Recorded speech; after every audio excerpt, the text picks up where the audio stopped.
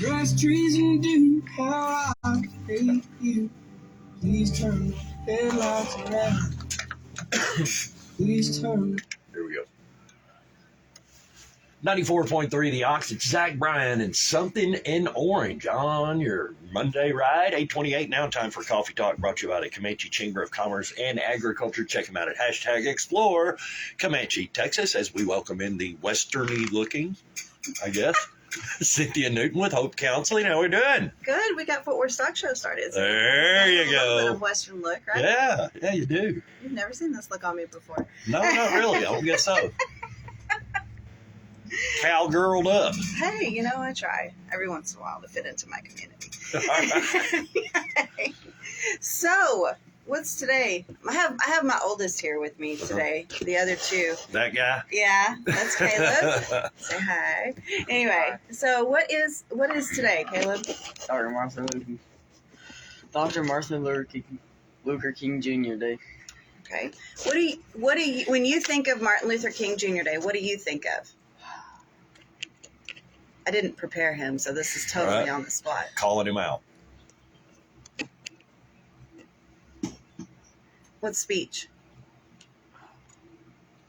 Okay, come on. I know y'all been talking about this all week at school. No.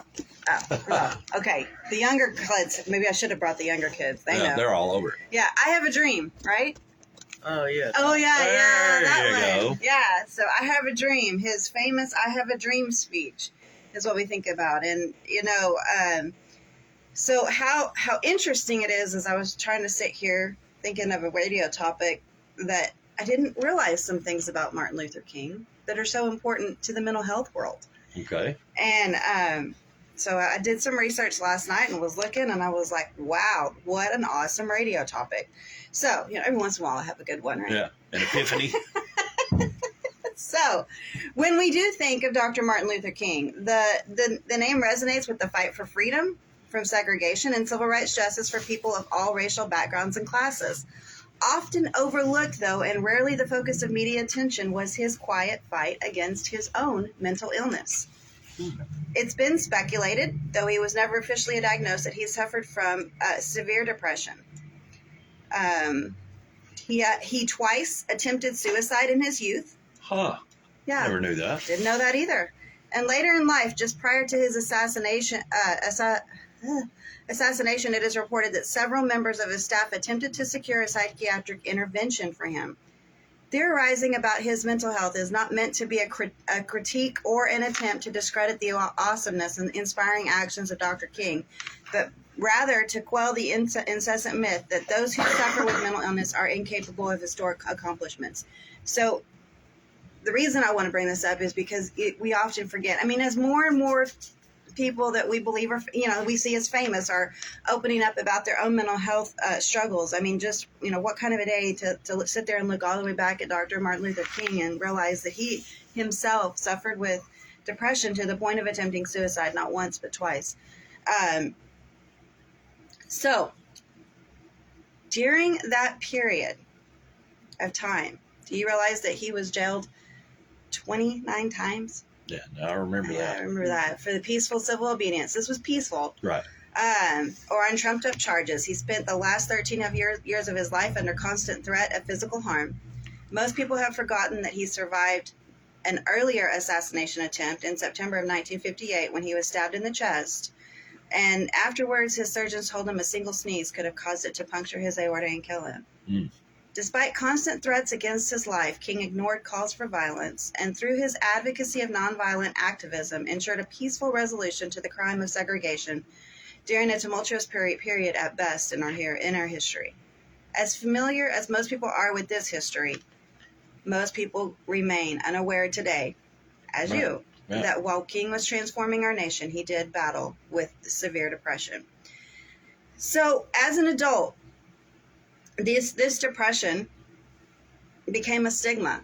I want you to think about what was going on in this time. Not only were you dealing with things of that, you know, just the trying to bring about culturality, I mean, civil rights and all these movements going on, but to say the least about mental health and what that even looked like then was not a good Sure. picture. It was insane asylums. I mean, it was pretty sanatorium. Yeah, exactly. That, I mean, you went there for life. The stigma against individuals with mental illness, which we still battle, was even more pronounced back then. Concerned that people opposed to the civil rights movement would use it as a way to try to discredit him, his incidence of depression remained a closely held secret among family, friends, and aides during his lifetime. So the stigma that forced King to keep secret his experience with depression still negatively affects millions of people throughout the United States today. Although there has never been more effective mental health interventions available than there are today, many individuals with mental illness continue to deny themselves the care they need. Citing stereotypes depicting people with mental illness as being dangerous, unpredictable, responsible for their illness, or generally incompetent, the number one reason given by a majority of individuals who did not seek out treatment was fear of friends, family, coworkers, and neighbors learning of their mental illness. Right. That is still going on today. Sure. Absolutely. So when we look more, a little bit deeper, I want to kind of go through something that I found really interesting, and just, we just don't see a lot. I hate to say this, but we don't see a lot of emphasis in our communities on the African American, where I live and work, on the African American community. And I think that we're seeing some changes in sight, but there's something that I really want to point out about the stereotype that's evolved. So I don't even know where to start. So the stereotype of African Americans not partaking in therapy or even needing counseling in and of itself keeps many from pursuing mental health services. Okay, so that stereotype, when you think about communities of color, arguably they've already experienced disproportionate amounts of traumatic events in this country's history. Okay, they find themselves facing obstacles of racism, bigotry, and prejudice individually and as a group, and we're continuing to see that at times that's still not coming along where we would hope it to be, especially in embracing mental health awareness.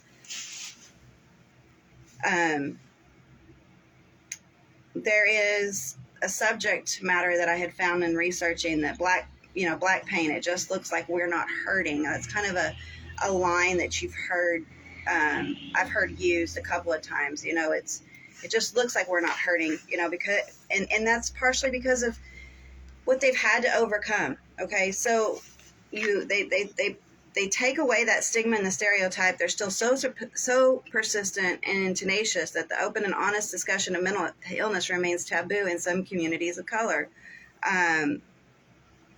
Stereotypes depicting people with mental illness are being dangerous and unpredictable. Like I said earlier, overly sensitive or generally incapable bullies many into silence. This is kind of hard to sit there and think through sometimes. And so I'm sorry I'm getting a little choked up, because it's a little hard to realize and think about the fact that we're still dealing with this today in 2023. So I apologize. The stereotype of African Americans not partaking in therapy or even needing counseling in it of itself keeps many from pursuing mental health services, which further multiplies the psych demands of any individual who is feeling anxious, grieved, or depressed.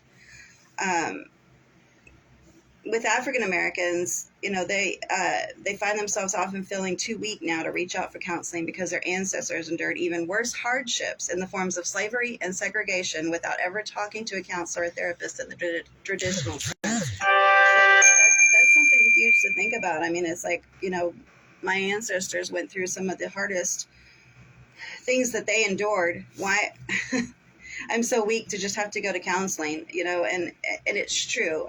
Alternative views of the negative stereotypes of African Americans being angry and violent as a symptom of depression in a community that feels unseen, unheard, and afraid to show any weakness, such as counseling, that would only in their minds further compound their feelings of defeat. So when we take the time to call out and reverse the winds of negative stereotypes, it's so important. It's one of the many things that Dr. Martin Luther King Jr. spoke out for his precious years on earth. King and his national movement were the embodiment of breaking free of firmly held beliefs, individually and collectively, collectively in a country that desperately needed it. Embracing the benefits of counseling in a community still experiences the wounds of this great country's most shameful act is a necessary step in fulfilling King's dream for this country. So when you think about his "I Have a Dream" speech, and we go back to that, I mean, his dream was not just freedom for blacks; it was freedom of all things that hold us back.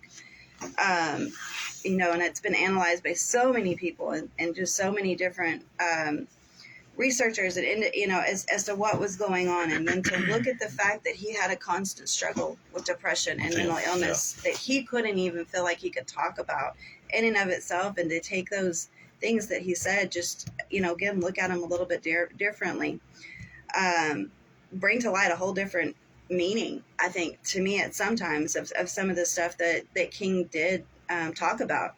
So as we celebrate King today, one of the things that I want you to think about is, ways to extend his civil rights legacy to all individuals, including those with mental illness, intellectual developmental health issues, and substance use disorders. Social networks, including family members, friends, and coworkers, can have a positive or negative impact on people's decision to pursue treatment, either enhancing feelings of a stigma or encouraging individuals to seek treatment. So it's really important, if you know somebody, not to have that stigma surrounding them, but to encourage them to get the help that they need.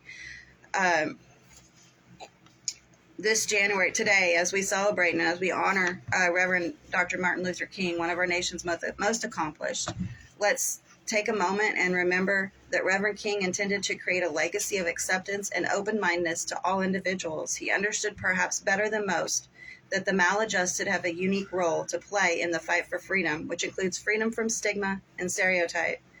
And their participation and perspective deserves to be heard and validated. And let us commemorate Reverend King by affirming the fact that mental illness and accomplishments are not mutually exclusive. And think about the life-affirming example of King, who never let his depression stop him from positively answering what he said was life's most persistent and urgent question: what are you doing for others? And finally, his last quote that I'm going to say today: our lives begin to end the day. Our lives begin to end the day we are silent about things that matter. Our lives begin to end the day we are silent about things that matter. Our lives begin to end the day that we are silent about things that matter. Heavy stuff. Those are all quotes from Martin Luther King. He was an amazing man, and his movements still today live on. And even though there's some people that it's like, oh, it's just another holiday. Just take time, and I really wanted to bring to fact today that, these stigmas are still here in that mental health world, and looking back at what he went through in light of his depression, and he wasn't able to. Y'all take your chance now. You have access to so much in our world as far as medical and mental health that he didn't have back then. And as always, here at Hope Counseling, we're here for you. It doesn't matter what race, what belief, whatever whoever you are, we will open our doors for you at Hope Counseling of Texas, with office locations in 4 towns: Hamilton, Comanche, Eastland, and Dublin. 325-356-1105. Guys, just have an amazing day, and just take that time to realize that we can all overcome and we can all fulfill Martin Luther King Jr.'s dream today.